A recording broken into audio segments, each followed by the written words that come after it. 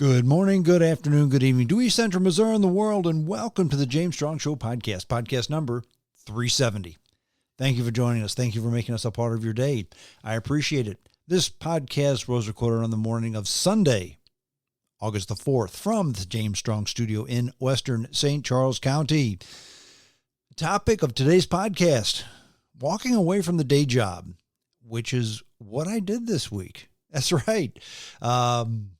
Wednesday of this week, the 31st of July, was my last day working the day job.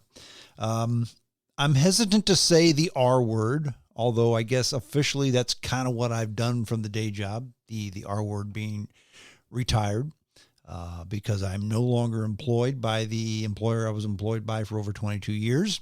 I don't have a place to go in the morning. I'm not drawing a paycheck, and I'm on my own with insurance. Well, I'm not on my own with insurance. I'm going on to Medicare with the supplement. So it's kind of on your own, but I don't have an employer who I report to or is carrying part of the financial burden of my life. Okay. So things have changed big time this week. What does that mean? Well, I'm not sure. I mean, this is the fourth day of walking away from the day job for me. And what I'm going to do is going to be, I guess, still undetermined. You think to yourself, well, Strong, you mean you quit a perfectly good job and you had no idea what you're going to do? No, that's not the case at all.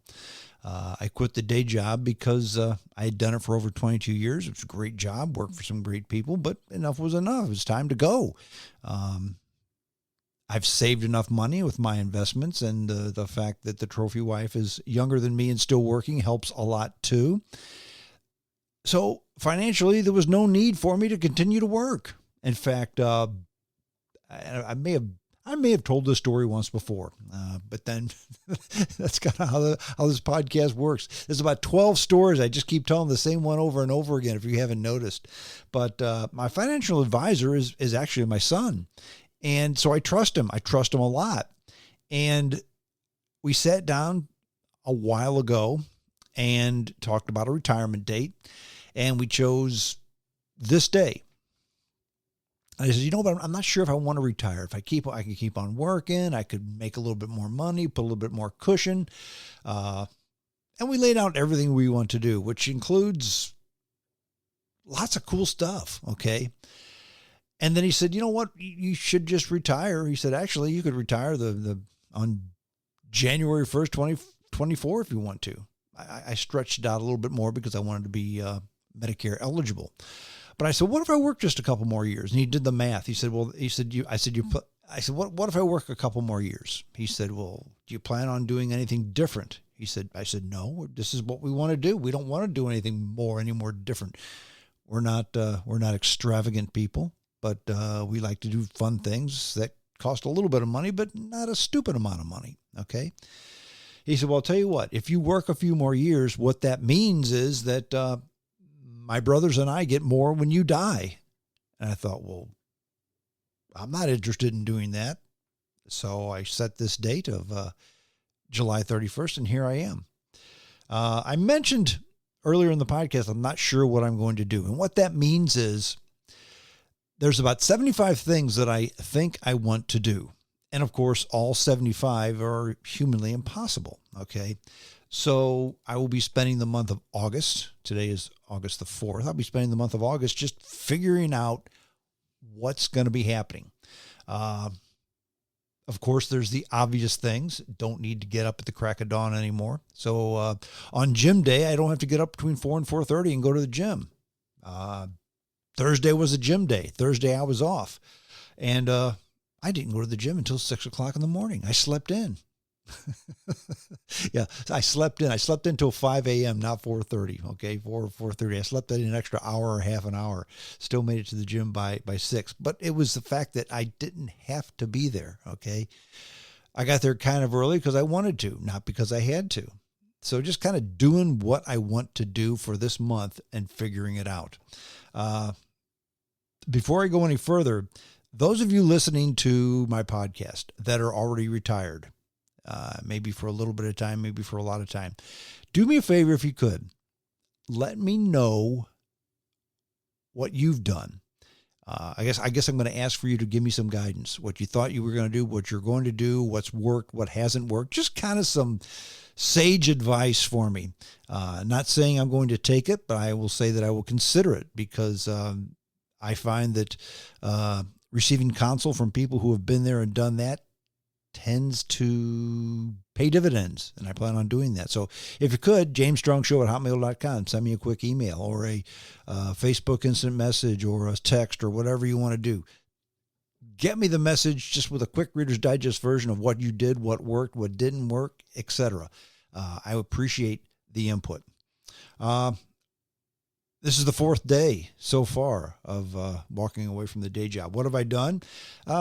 The first day, actually, let's go back before the first day. It was funny because I didn't know what was going to happen on the day of retirement, on the day that I officially made my announcement.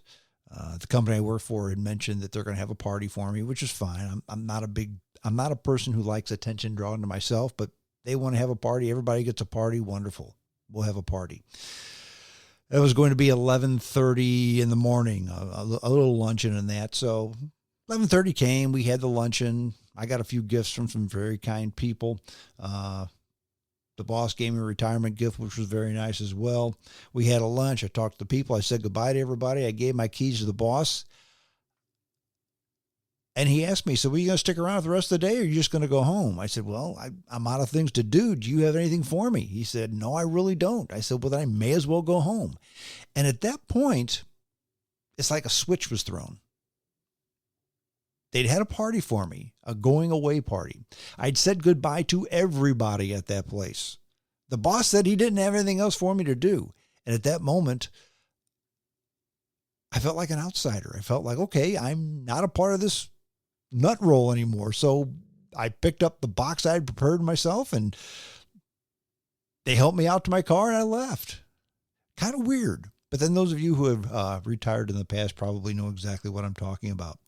But when I was done, I did some grocery shopping because I had to do some grilling that night. Came home, went in the pool, and took a nap.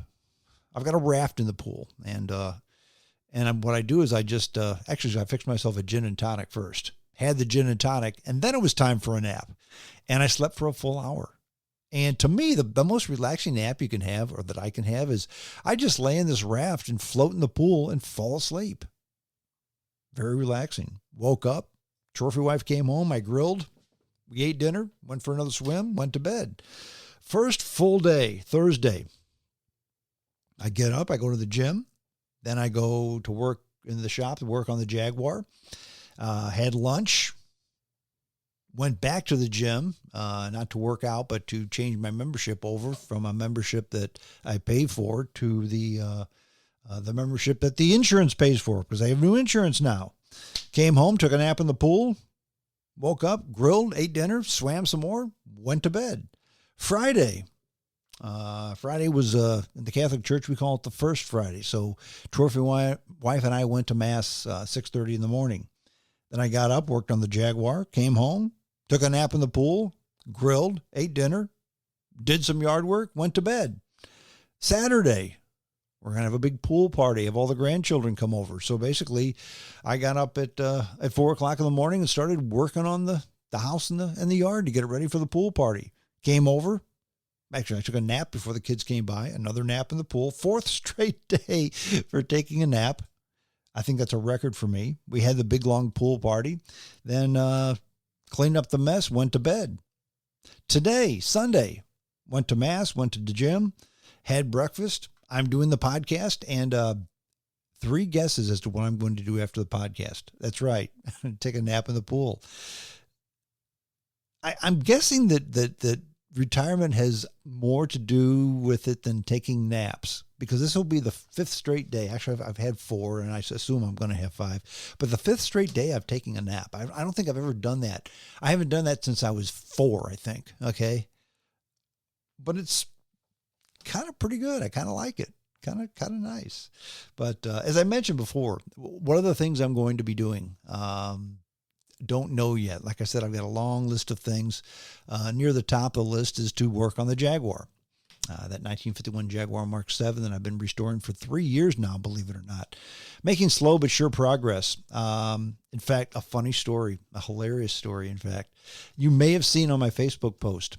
One of the things I had to do was attach the fender skirts to this car. This car has fender skirts that cover the wheels, okay? They're part of the body, and we call them fender skirts over here in America. In the UK, they call them spats, but that's just a name for them. And they attach to the body of the car with these eccentric half-turn fasteners. I'd never seen them before. Of course, it's a Brit car, so this is something unique. I looked in all the catalogs for the old Jaguar parts that I could buy. I couldn't find where I could buy them anywhere, but that's okay. I've got a machine shop background. I have machinery in my shop, so Thursday and Friday, I made these things. I even posted pictures of them on Facebook. Quite proud of them, actually. They turned out quite well. I drew them up. I bought the steel. I made them on my machine. I hooked everything up. Everything hooked up just fine. On Friday, I painted them. They had to dry, and next week or this week, I guess, I'll put the thing together for good. I mean, the paint had to dry. That's why I didn't put it together on Friday. But I posted that on Facebook, okay? Many of you have seen it. Got a lot of good, kind comments from people. But I also posted them to these, groups that I'm involved with. And they're old car groups, okay? Old British cars, old Jaguar cars, old sedans or saloons, they call them in the UK. Just different old car websites. People who have these old antique cars, they work on them, and it's kind of a, hey, this is what I did. Hey, that's what I did. Great idea. Yeah, why don't you do it this way instead? And I posted this on there, and many people said, wow, that's fantastic. Good job. But then a lot of people said, hey, you can buy those parts, don't you? And my response to them was, no, I didn't know you could buy those parts. I looked on all the Jaguar websites for all these old Jaguar, like 3 or 4 sources there where I buy my parts from. And they didn't have them listed on any of the sites. Well, the one guy comes back to me and says, well, yeah, but they're called Danuz fasteners, D-N-U-Z, Danuz fasteners. And some guy named Danuz invented them. He said, oh, yeah, you can buy them. You can buy them at any aircraft supply store. They're used for attaching sheet metal onto airplanes. Well, silly me. If you're rebuilding a 1951 Jaguar Mark 7 and you can't find parts for it, of course you would look on a website or a place that sells aircraft parts. I had no idea. And some other guy said, yeah, you can get them sometimes at race shops too. Well, this isn't a racing car, so I didn't think. But I learned something.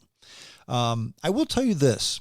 I mean, I spent about a day and a half, close to 2 days building these things. Okay, that includes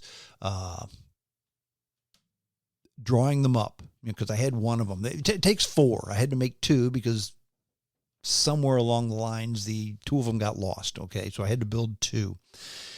And it took about 2 days to make these. And that includes, I had to draw it up, reverse engineer it, okay? Because you just don't take something and make it. You make a drawing of it. Then I had the drawing. Then I had to find the steel. I went and bought the steel. And then I had to figure a way to do it. Make sure I had all the tools. One of the tools that required to put the slot in there to actually put the screwdriver in and give the fastener a 90-degree turn had to be milled out using a slitting saw. I had the slitting saw, but I did not have an arbor to hold the slitting saw, so I had to make the tool as well, okay? So about 2 days. And once upon a time, if I had found out that you could buy these parts and I spent 2 days of my life, which would have been a full 2 weeks before I quit the day job, I'd have lost my mind. But when I found out you could just buy these parts, I just laughed. I thought, wow, that's funny. Oh, well, it was fun making the parts. I enjoyed it. Now I know how to do it. I've picked up a skill. I reinforced the fact that even though it's been a long, long time since I regularly made parts in a machine shop, I still got it. And it was fun. And I was successful. And could I have bought the parts? Yeah. But who knows? I mean, there are no aircraft shops around here, so I probably would have had to order them on the internet, so they probably wouldn't even be here by now, and I'd still be waiting. So again, once upon a time, I'd have been mad because I didn't do enough research. This time, I just laughed at myself because you should have asked the question on the focus groups instead beforehand, and I'd learned something. So just 4 days into this, 3 days actually, because Saturday is when I actually found this stuff out. I guess I've learned a bit of patience, and patience is something maybe I don't always have as much of, but maybe if I can take a breath because I've walked away from the day job and I don't have that pressure upon me, maybe I can smile and laugh just a little bit more. Who knows? What am I planning on doing? I mentioned I have a lot of different things. One of the things is going to be the podcast. The podcast has been, this podcast has changed formats many, many times. In fact, my whole radio career has changed its tune many times, from better than 20 years ago when I first lit up the microphones at WGNU in St. Louis as a part-time guy, like a fill-in. It's changed from my WGNU days to my KLPW days to some of the little syndicated shows that I've done, The Good Life, some of the spots I've done, the way the podcast started out with tons of guests and controversial topics, to more of a, I guess right now we're in a more of a settled down, take a breath, news of the day type of format. I've had countless people say, "Hey, I'd like to be a guest on your show. Let's talk about the election. Let's talk about Trump getting shot. Let's talk about MAGA this, and let's talk about conspiracy that." And I've passed on all this because this stuff drives me crazy. And I'll give you an example as to why I haven't been talking about this stuff. And like I mentioned before, I'm going off down another rabbit hole with the way the podcast is going to change. The podcast is going to change like my life is going to change. It's going to change, but I don't know how yet. So be patient, dear listeners. As soon as I figure this out, I'll tell you. And hopefully it'll be a podcast that's a bit more entertaining than now, and at least as entertaining as now. Hope it doesn't start to suck more than it already does. How's that? But 2 stories on the political bent as to why I just don't even care to talk about politics. First of all, if you're a politician out there, take this with a grain of salt, but I'm not quite sure that I know of one politician out there. I'm trying to be kind, and it's difficult. I can't think of one politician out there that I respect. Let's just leave it alone. They all seem to be lying, cheating, conniving pieces of crap. And this may be my imagination, or they may have always been this way and it was never so evident. 2 examples, okay? And they both had to do with, one has to do with the Democratic president's husband, and the other one has to do with the vice presidential candidate for Trump. Let's start with the Democratic nominee Kamala Harris and her husband. Apparently, it came out in the news that he was divorced once upon a time, okay, and then married Kamala Harris. Now, if we just poo-pooed everybody who's ever been divorced in this country, you would have a very short list of people you could include, okay? He was divorced. Now he's remarried. And actually, the way he got divorced was odd. He had an affair with his nanny and impregnated her, okay? And it kind of broke up the family and broke up the marriage, okay? Now, this is something he did many years ago, and it didn't involve Kamala Harris. So sometime later, Ms. Harris meets this guy, falls in love, and gets married. So it has nothing to do with her running for president. Zero to do. And to me, if this guy had just said, look, my first wife, I cheated on her with the kid's nanny. It was a bad thing. I was a bad person, but I'm a different person. I've learned from my mistakes, blah, blah, blah, blah, blah. Okay, you're done. But he had to do the politician thing. And basically he said, yeah, I made some mistakes in my marriage. We had problems in our marriage, and many of those problems were mine. Okay, you think? You were boinking the nanny, and you had it, and you impregnated her, and she had your child. I would say that maybe you were a bit more than 51% to blame with why that marriage failed.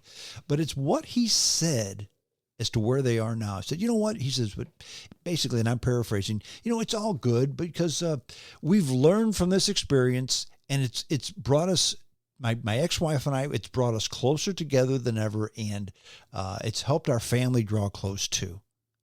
No, it didn't. Why are you lying? Why are you saying that? Why do you have to get on television and just lie that it brought you closer together? No, it did not bring you closer together. It ruined your marriage and probably scarred your children, and you had to try to spin it to make you look like a good guy. You might be a good guy now because people certainly change, but you weren't a good guy then, and there's no way you can defend your actions back then. You were a piece of garbage to do something like that to your family, okay? But you know what? That's water under the bridge. People certainly change. People get second chances, okay? But you didn't leave it at that. You had to say, no, me and my wife and my family, we're closer than ever because of this. No, you're not. Number 2, J.D. Vance, who's the vice presidential nominee on the Republican side. Donald Trump picked him for his vice presidential running mate. And I don't know a lot about J.D. Vance. The more and more I've looked at him, he seems to be a self-made man who is opinionated and pretty popular. There have been some that have said, well, he's not even qualified for being vice president because after all, he's a first-term senator who really never held much public office before, and he's a young guy. Sounds like Barack Obama to me. So the guy's certainly qualified to be vice president, okay? Main reason he's qualified to be vice president is because the nominee, Trump, picked him, okay? But then there's the fact that there's pictures of him, and he's been accused of and not denying that he wears eyeliner, okay? Now, to me, this isn't even a deal. So, okay, let me get this straight. So when he's in front of a camera, he wears makeup. I'm trying to think of who wears makeup when they're in front of the camera. Oh, let me tell you who does. Everybody, okay? The fact that eyeliner is part of this guy's makeup, who cares? Who cares? But the big thing is, what? Vance hates trans people, and he wears eye makeup. So does that mean that everyone who wears makeup, every man who wears makeup is a trans? And by the way, I've never heard anything hateful that J.D. Vance has said about trans people. Nothing. So it's just this stuff is just all made up, and that's why I can't get involved in this stuff. That's why the podcast hasn't gone there. That's why some of you folks out there who have contacted me and wanted to be a guest on the show and said, hey, let's talk about this. I can't do it. I cannot do it because if I go down that rabbit hole, I'm afraid I'll wind up at the funny farm. And that would kind of affect my my next few years. Let's see, unemployed and doing like this in the funny farm because I've gone down a rabbit hole I don't want to go down. Okay, so that's why I don't talk about that. So what am I going to talk about? Not sure. Still not sure. I don't know yet. I will have an answer next month. How's that?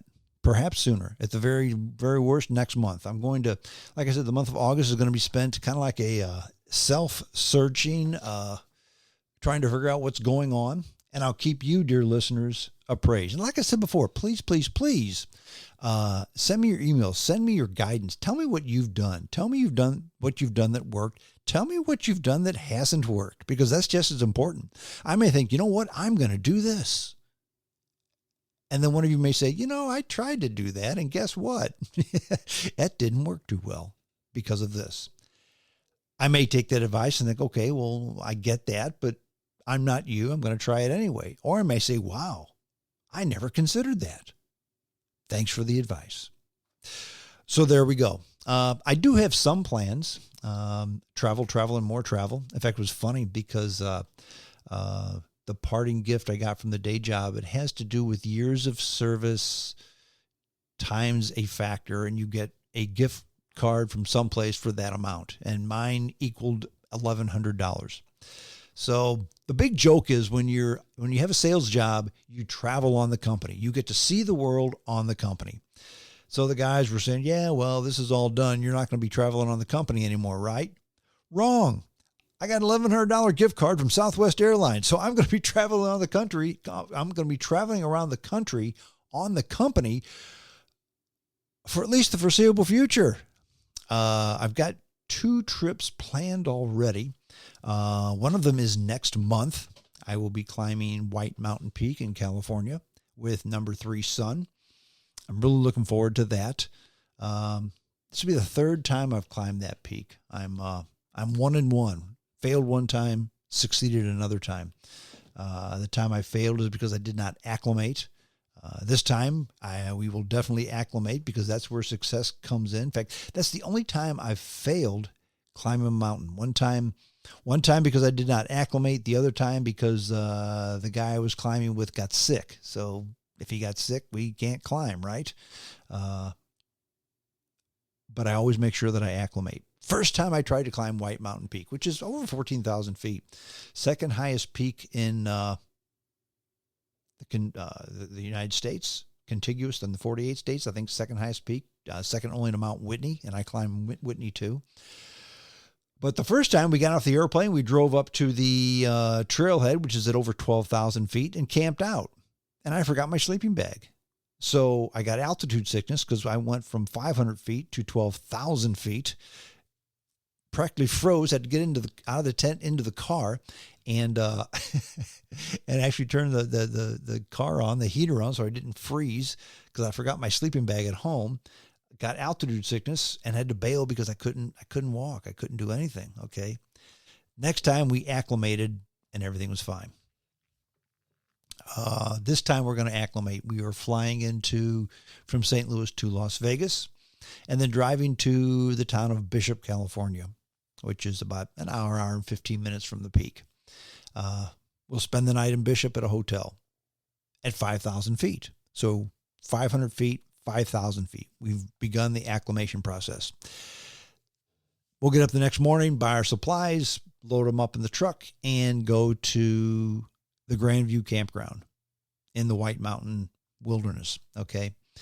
It's a cool campground. There's no services. The only services they have are pit toilets. So you got to bring everything. You got to bring everything in. You got to cart everything out.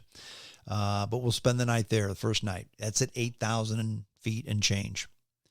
The next day, we will go ahead and explore the ancient bristlecone pine forest, which is at 10,000 feet. So we'll spend the day at 10,000 feet, come back to 8,000 plus feet, spend the night once again. Get up the next morning, drive the trailhead, which is 12,000 feet, climb the mountain, which is over 14,000, come back, break camp, go back to Bishop. So there'll be a night at 5,000, 8,000, and 8,000. Three nights of acclimation with the second to last day spent at 10,000 feet. That's going to work just fine. That's the exact formula we used when we climbed Mount Whitney. This mountain is just a tad shy of Whitney. So I see no reason why we won't succeed. 15-mile round trip hike should take about 7 to 8 hours, they say, on the hike. If you remember, I'm just coming off of a torn ligament in my left foot, but I've been walking, building up resistance, and with my trekking poles, I should be just fine. October, I have a tentative trip planned.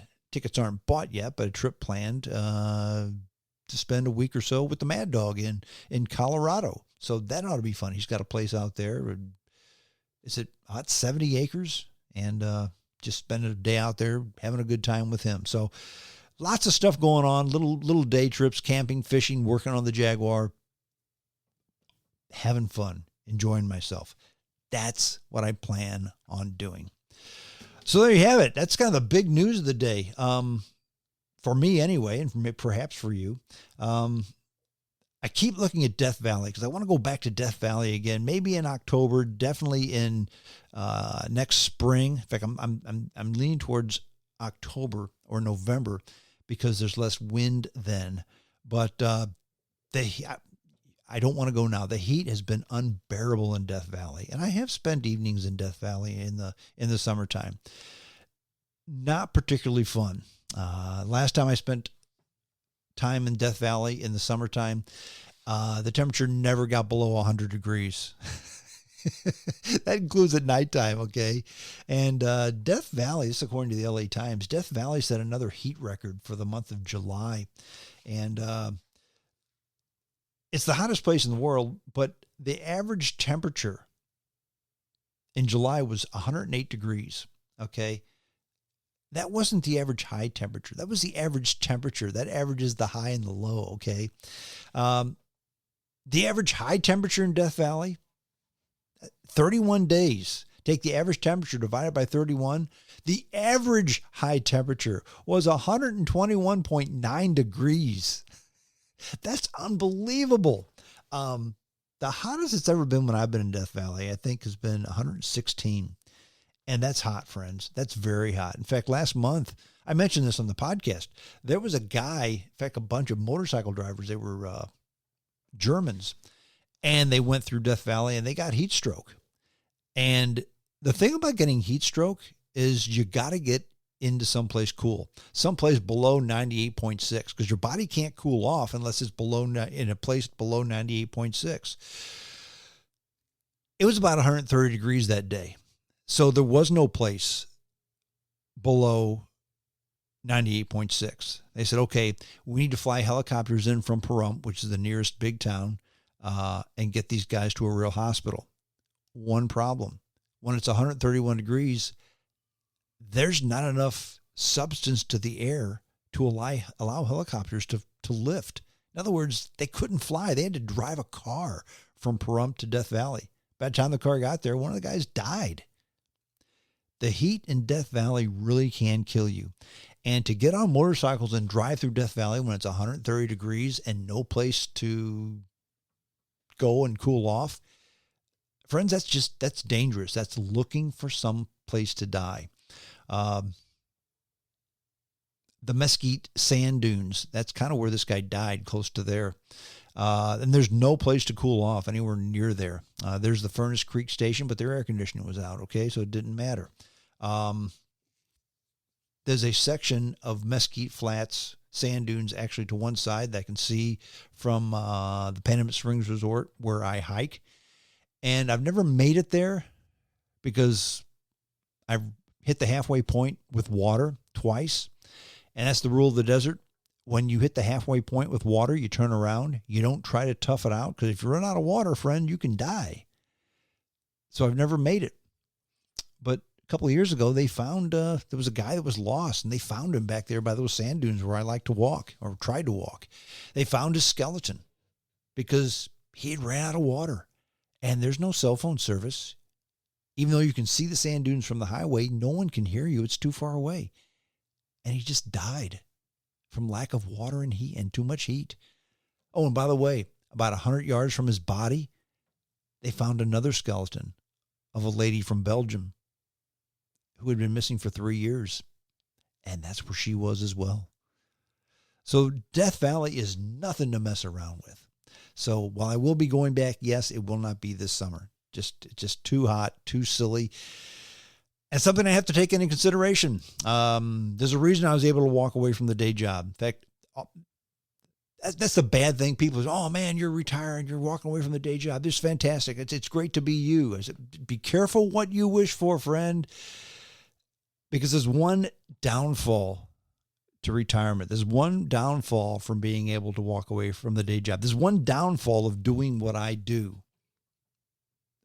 Unless you're a ball player or an actor or a trust fund baby or a lottery winner, to save up that kind of money, you got to be an old man or an old lady, okay? And there's certain things that I cannot do that I used to be able to do. Take the heat is one. If I got out there in 121 degree heat, there's a good chance that I could die. And while I understand that we're all mortal and we're all going to meet our maker one of these days, I'm in no hurry to do that. Hanging around in 121 degree weather where it gets down to 100 degrees at night, that's a good way to take an early dirt nap, friends, and I won't be doing that. Maybe this fall, okay? Who knows? But stay posted. I'll let you know what the plans are. Like I said, please, send me your suggestions. Send me what worked. Send me what didn't work if you're a retired person. I'd appreciate that. JamesStrongShow@hotmail.com. That's the email address. I always look forward to my correspondence with you, my dear listeners. Well, that's it. We're done. Until next time, this is James Strong saying adios.